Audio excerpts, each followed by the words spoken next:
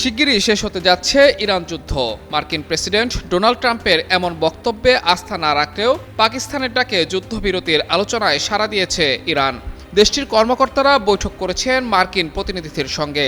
যদিও প্রথম দফার আলোচনা কোনো সিদ্ধান্ত ছাড়াই শেষ হয়েছে, তবে দ্বিতীয় দফার আলোচনায় যুদ্ধবিরতি নিয়ে সমঝোতা হতে পারে বলে আশা করছেন বিশ্লেষকরা। এর মধ্যেই আন্তর্জাতিক মহলে নতুন এক প্রশ্ন উঠেছে, আর তা হলো ইরানের পর কে হতে যাচ্ছে ইসরায়েলের পরবর্তী নিশানা। ইরানের পর ইসরায়েলের প্রধান শত্রু হিসেবে পাকিস্তান ও তুরস্কের নাম শোনা যাচ্ছে। ইসরায়েলের বিশ্লেষক বুয়াজ গোলানি দেশটির দৈনিক মারিভে প্রকাশিত এক নিবন্ধে মধ্যপ্রাচ্যের পরিবর্তনশীল পরিস্থিতির দিকে ইঙ্গিত করেছেন। লেস অয়েল অ্যাবজর্ব করে আপনার পরিবারকে রাখে হেলদি ফুড গ্রেড ম্যাটেরিয়ালে তৈরি যমুনা কুকওয়্যার। গোলানি বলেন, গত ৩ দশক ধরে আলী খামেনির নেতৃত্বে ইরান ইসরায়েলের প্রধান শত্রুর ভূমিকা পালন করে আসলেও বর্তমান যুদ্ধ এবং অর্থনৈতিক বিপর্যয়ের কারণে দেশটির সামরিক সক্ষমতা বিপর্যস্ত হয়ে পড়েছে।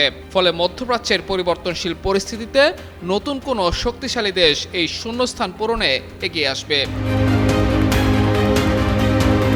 হিব্রু ভাষায় লেখা ওই কলামটিতে তুরস্ক বা পাকিস্তানকে ইরানের স্থলাভিষিক্ত হওয়ার দৌড়ে রাখা হয়েছে।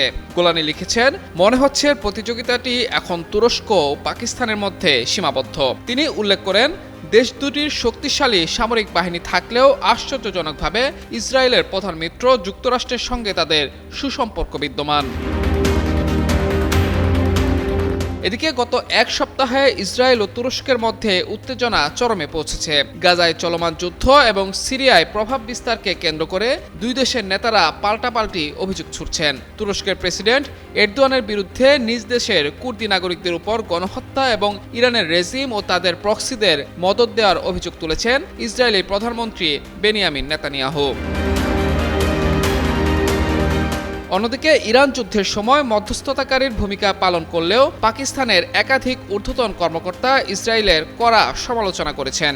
সম্প্রতি পাকিস্তানের প্রতিরক্ষা মন্ত্রী খাজা আসিফ এক্সে দেয়া এক পোস্টে ইরানকে শয়তান এবং মানবতার জন্য অভিশাপ বলে অভিহিত করেছেন। যদিও পোস্টটি পরবর্তীতে মুছে দেয়া হয়, তবে খাজা আসিফের এই পোস্টের মাধ্যমে দুই দেশের মধ্যকার আদর্শিক সংঘাতের বহিঃপ্রকাশ ঘটেছে। মারিভের ওই নিবন্ধে গোলানি সতর্ক করে বলেন, ইরানের সঙ্গে লড়াই থেমে যাওয়ার পরপরই এই দুই দেশের যে কোনো একটির সঙ্গে সংঘাতের পরিস্থিতির জন্য ইসরায়েলকে অবশ্যই প্রস্তুত থাকতে হবে। আর এ কারণে আন্তর্জাতিক মহলে গুঞ্জন রয়েছে, ইসরায়েলের পরবর্তী টার্গেট হতে যাচ্ছে তুরস্ক কিংবা পাকিস্তান। মাহমুদুর রহমান, যুগান্তর নিউজ।